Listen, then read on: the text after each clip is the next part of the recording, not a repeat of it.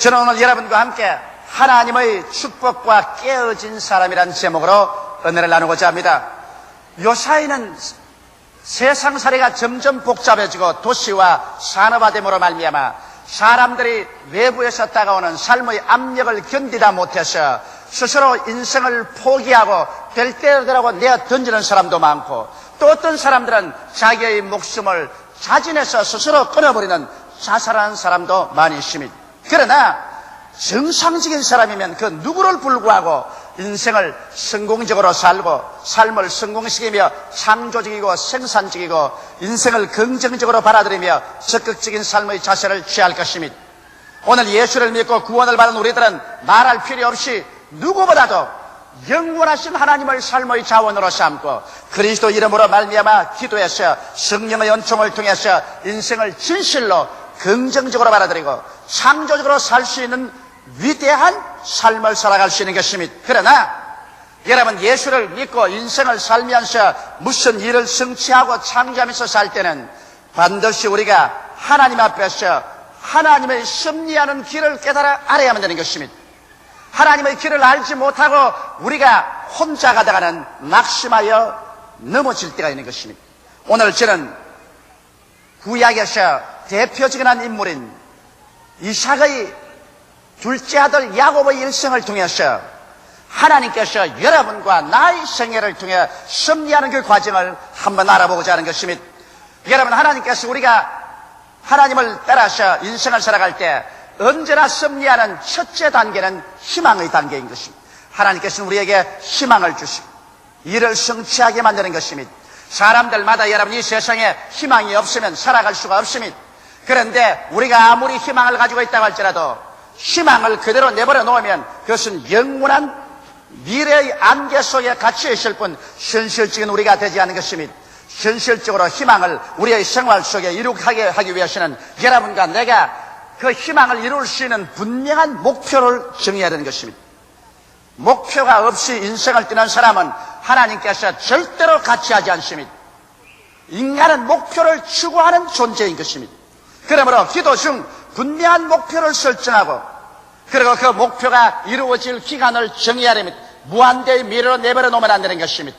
기한을 정하고 그리고 목표가 달성할 계획을 세우고 목표가 반드시 성취할 것을 믿고 그 다음에는 주야로 이루어진 모습을 마음속에 꿈을 꾸어야 되는 것입니다. 하나님께서는 없는 것을 있는 것 같이 부르시는 하나님이기 때문에 우리 하나님 앞에서 주야로 목표가 이루어진 모습을 마음속에 꿈과 환상을 통해서 그려보고 있는 힘을 다해서 목표를 향하여 뛰어야 되는 것입니다. 바로 야곱이 한 일이 그것이었습니다. 야곱은 형과 사이가 좋지 못해서 그래서 외아저씨 집으로 도망을 쳤어요. 외아저씨 집에서 약 20년 동안 머슴살이 하면서 그곳에 장가들어서 처자를 거느리고 살았습니다만 그 나이 약 40세가 가까웠을 때 하나님께서는 야곱에게 명령하여서 아버지 집으로 돌아가라고 했습니다. 그래서 야곱은 막연하게 바람 부는 대로 물결 치는 대로 살지 아니하고 이제는 아버지 집으로 돌아간다는 분명한 목표를 설정했었습니다. 그리고 아버지 집으로 돌아가는 날짜를 정하고 난 다음에 그 다음에 그 계획을 자세히 세웠었습니다. 그리고 그는 아버지께로 돌아갈 수 있다고 믿고 전력을 기울여서 돌아갈 계획을 성취하고 있었습니다. 그뿐 아니라 야곱은 자나 깨나 그 마음속에 자기가 아버지 집에 금이 환영해서 돌아가는 꿈을 꾸고 있었습니다. 그래서 하나님께서 야곱의 생애를 통해서 착착 아버지 집으로 돌아갈 때 큰 재물을 가지고 돌아갈 수 있도록 축복을 해주신 것입니다. 이러므로 여러분께서 하나님 안에서 무슨 희망이라도 달성하려고 한다면 여러분은 반드시 목표를 설정하고 기한을 정하고 그 다음 계획을 완전히 세우고 그리고 그것이 이루어질 것을 신념을 가지고 믿고 이루어진 모습을 끊임없이 아침 저녁으로 마음속에 그려보고 그러고는 전력 투구해서 일해야 되는 것입니다. 그러면 하나님 성령께서 함께 역사하셔 차차 여러분이 생각할 수 없는 여러 가지 도움이 여러 곳에서 와서 일을 추진해서 성취하는 방향으로 이끌어주는 것입니다. 그러나 인생을 살아간다는 이 첫째 단계로만 일사천리로 진행되지는 않습니다. 우리는 어느 정도 첫째 단계가 진행되면 둘째 단계로 들어가게 되는 것입니다. 이 둘째 단계라는 것은 절망의 단계인 것입니다. 반드시 일을 성취해 나가는데 둘째 단계는 사망의 음침한 골짜기로 내려가기 시작하는 것입니다. 왜 그럴까요? 왜 하나님께서 우리에게 희망을 주셔서 일을 진행시켜 놓고 난 다음에 그 다음 둘째 단계는 절망 단계로 내려가게 할까요? 거기에는 이유가 있습니다. 하나님께서는 우리들이 일을 성공하기 전에 자아의 찌꺼기를 제하시기를 원하시는 것입니다. 아담과 하와 이후 타락한 자손들은 그가 예수를 믿고 구원을 받고 난 다음에도 그의 생애 속에는 아직까지 자기 교만, 탐심, 탐욕, 육신의 정욕, 안목의 정욕, 이성의 자락, 자기 의지, 이와 같은 인생의 찌꺼기가 많이 남아있는 것입니다. 하나님께서는 이 찌꺼기를 가진 그대로 하나님의 위대한 축복을 부어줄 수가 없습니다. 그렇기 때문에 이러한 찌꺼기를 제하기 위해서는 여러분과 나로 하여금 고난의 풀무불을 들어가고 물을 통하고 불을 통해야만 되는 것입니다. 옛날에 은장색이 은을 연달할 때는 은을 도가니에 넣고 불을 뗍니다. 찌꺼기가 올라면 걷어내고 또 불을 뗍니다. 또 찌꺼기가 올라면 또 걷어내고 또 불을 뗍니다. 은장색, 여보 당신 얼마 동안 은을 이렇게 불로서 연달할 것이요?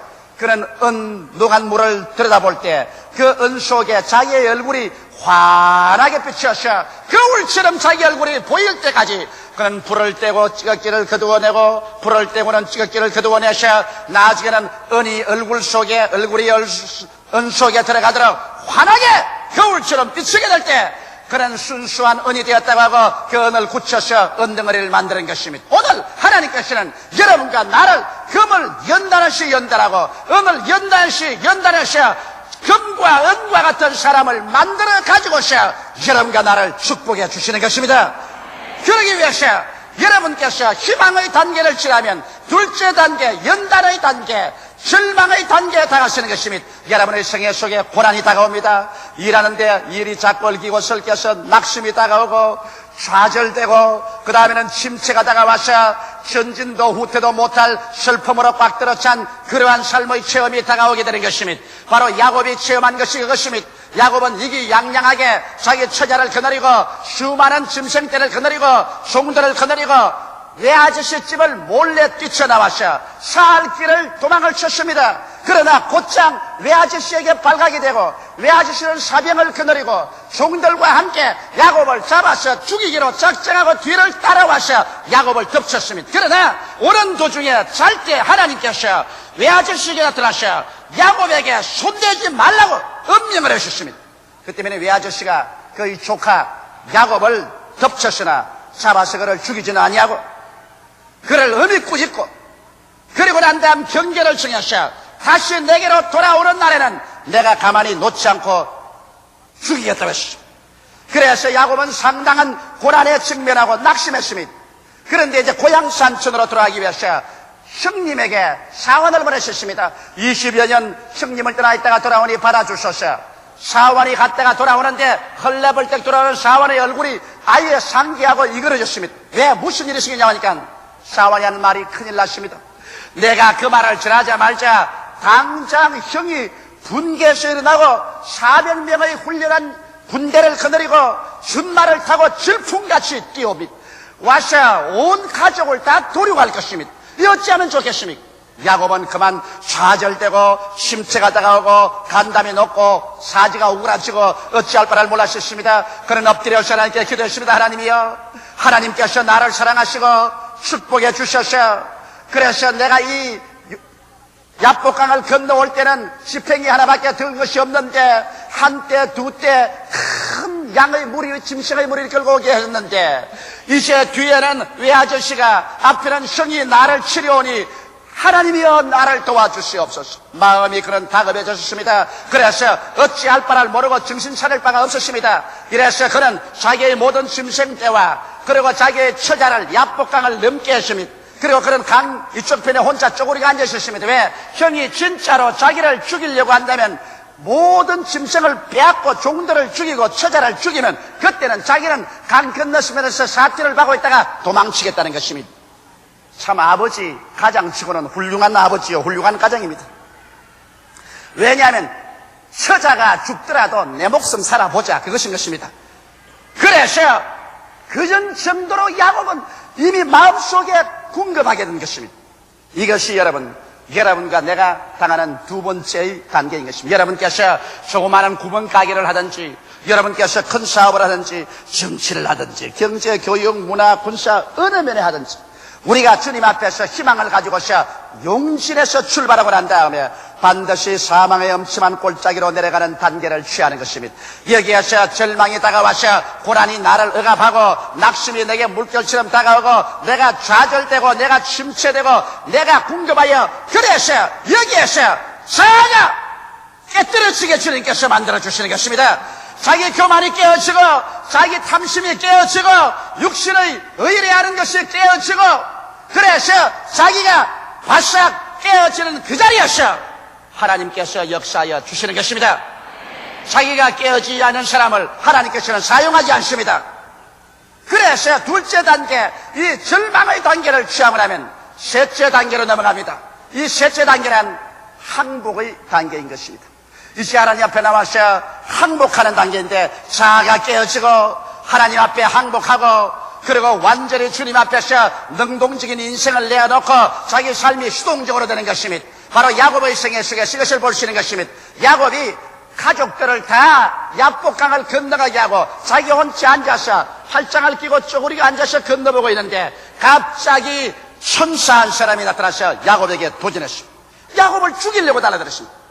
야곱은 한사 결단으로 이 천사와 함께 씨름을 합니다. 그래서 천사가 내어치면 야곱이 일어나서 도로 둘러치고 내어치고 밤새도록 엎치락 덮치락 해서 온 전신에 핥히고 피가 나고 멍이 들고 상처가 있고 옷이 찢어지고, 그래도 야곱은 절대로 항복하지 않습니다. 나는 끝까지 내 인간 중심으로, 내 이기주의로, 내 수단과 내 방법으로 살아보겠다 했다가 아침이 되자 천사가 기어코 야곱을 항복시킬 수 없으며 손을 들어 그 환두뼈를 치니 환두뼈가 우직근 소리를 나고 어그러지자 야곱은 더 서서 버틸 수가 없었습니다. 그는 그만 쓰러졌습니다. 그러자 천사는 야곱의 목에 손을 얹고 무릎을 야곱의 가슴에 얹고, 이놈! 이래도 너가 항복하지 않겠느냐? 야곱은 그때 이제는 자기의 절망 상태를 보았었습니다. 이제는 형이 400인의 군대를 가지고 왔어. 처자를 죽여도 도망칠 수가 없는 것은 환두뼈가 걸어져서 절름발이가 되었으니 절름발이의 상태로서 이제는 도망칠 수 없습니다. 이제는 이판 저판 사판이 되고 마는 것입니다. 그러자 그는 천사를 부여잡고 나를 축복하소서, 나를 도와주소서, 나를 살려주소서. 천사가 물었습니다. 내 이름이 뭐냐? 야곱입니다. 사기꾼이란 말인 것입니다. 내 이름은 이제 야곱이 아니라 이스라엘 하나님의 왕자라는 이름을 준다. 그래서 성경문이 야곱이 그 자리에서 일어나며 천사가 떠나고 야곱이 이제 야복을 건너서 자기 가족들에게 돌아오는데, 그럼 아주 허리를 움직이면서 쩔름쩔름하면서 돌아옵니다. 그러나 성경은 말하기를 야곱이 쩔름거리고 돌아오는 그 앞에 찬란한 아침 태양이 떠올랐다고 말한 것입니다. 할렐루야. 사람이 깨어지면 태양이 떠오르는 것입니다. 그래서 야곱은 전에까지는 전부 내 인간의 수단과 방법, 인간의 힘으로 인생을 살아가려고 한 능동적인 사람이었습니다. 그는 자기의 힘으로 장자가 되기 위해서 팥죽 한 그릇으로 형의 장자의 명분을 맹세해서 빼앗고, 아버지가 눈이 어두운 기와로 형의 옷을 갈아입고 양털로서 자기 몸에 붙여서 형처럼 털 사람이 되어 들어가서 아버지에게 장자의 기도를 다 받고, 그래서 형의 분노를 사서 쫓겨날 때 그는 외아지 집으로 가서 20년 머슴 살이에 외아지씨를 속이고 쏟고, 그래서 야곱의 생애란 전체가 자기 중심이요 이기주의요 인간의 지혜와 수단과 방법으로 살아온 사람인데, 이제 완전히 셋째 단계를 통해서 그는 환두뼈가 걸어지고 절름발이가 되고 인생으로서 절망 상태에 취해서 전진도 후퇴도 할 수 없는 그 막판에서 깨어져서 주여 항복합니다. 이제는 살든지 죽든지 흥하든지 망하든지 승하든지 쇠하든지 주여 주의 뜻대로 하여 주시옵소서. 완전히 깨어져서 항복해버리고, 그래서 이제 능동적인 야곱은 완전히 수동적인 삶의 단계로 들어가고 마는 것입니다. 왜 여러분 하나님께서는 능동적인 인생을 원치 않을까요? 인간은 원래 지음을 받았었을 때 우주의 절대 주권자로 지음받지 않았었습니다. 우주의 소유자로 지음을 받지 않았었습니다. 하나님만이 하늘과 땅의 모든 주권을 다 가지고 계십니다. 하나님만이 주권적인 우주의 소유자가 되시는 것입니다. 그렇기 때문에 하나님만이 무엇을 마음대로 합니다. 알파요 오메가요 처음과 나중이요 시작과 끝이라 하나님께서만이 홀로 죽이기도 하시고 살리기도 하시고 흥하기도 하시고 망하기도 하시고 하나님만이 절대 능동자요 절대 주권적 소유자요. 인간은 하나님 앞에서 종으로 취업을 받고 하나님은 앞에서 우리는 단지 성직이로 취업받았기 때문에 인간이 하나님께서 사는 생활의 태도란 무엇이냐? 종이 그 주인의 얼굴을 바라봄 같이 여종이 그 주모의 손을 바라봄 같이 우리가 여호와를 바라고 기다린나이다. 하나님을 앙망하는 수동적인 자리에 들어가야만 되는 것입니다. 그런데 아담과 하와가 하나님을 배반하고 저버리고 자기가 하나님의 주권을 빼앗고 하나님의 일을 빼앗고 소유를 빼앗아서 자기가 능동적으로 무엇을 이래봤다고 해서 오늘 이와 같이 타락한 세계를 만들고 일은 쌓이고 문제는 해결하지 못하고 낭패와 실망과 저주와 죄악과 절망과 죽음과 전쟁과 피투성이의 세계를 만들어 놓고 말한 것입니다. 이러므로 하나님께서는 인생을 철저히 깨뜨려서 완전히 이제는 항복하여 수동적인 인간으로 만듭니다. 하나님 내가 여기 있나이다. 살든지 죽든지 흥하든지 망하든지 승하든지 쇠하든지 아버지 뜻대로 하시옵소서. 이러므로 성경에는 인간을 표현할 때 인간을 그릇으로 표현했습니다. 우리는 그릇이란 자기 마음대로 하지 못합니다. 그릇은 주인이 부어주는 것 수동적으로 받아서 담을 따름인 것입니다. 또 성경에는 인간을 성전이라고 했습니다. 성전이 자기 마음대로 무엇을 바꿔칠 수 없어요. 성전은 이런 성전으로 지어지면 그곳에 성령이 와서 거하시기 때문에 성전을 모셔서 담는 수동적인 역할을 하는 것입니다. 그래서 옛날에는 야곱이 자기 마음대로 살았습니다. 자기가 계획을 세우고 자기의 수단과 자기의 방법으로 자기 마음대로 했어요. 형이 400인의 군대를 가지고 온다고 말하니까 자기는 제일 뒷공지에 서서 도망치려고 했으나 이제 완전히 깨어지고 난 다음에 하나님 앞에 모든 것 다 내어 맡기고 모든 것 다 항복하고 이제는 하나님께서 수동적으로 명령하는 것을 받아서 그대로 하기로 됐을 때는 그는 쩔뚝 절면서 야복강을 건너서 자식들 앞에 자기 처자들 앞에 자기의 종들 앞에 짐승들 앞에 맨 앞에 서서 모든 책임을 걸면서 그는 나아가는 것입니다. 여러분, 이제는 야곱에게는 자기의 수단도 방법도 없습니다. 자기의 지혜도 총명도 의지하지 않습니다. 그는 죽은 자를 살리시며 없는 것을 있게 하시는 전지 전능 무소부지하신 하나님과 함께 행진을 하는데 바로 깨어져서 행진에 나가는 야곱과 하나님은 함께 행진을 하기 시작하는 것입니다.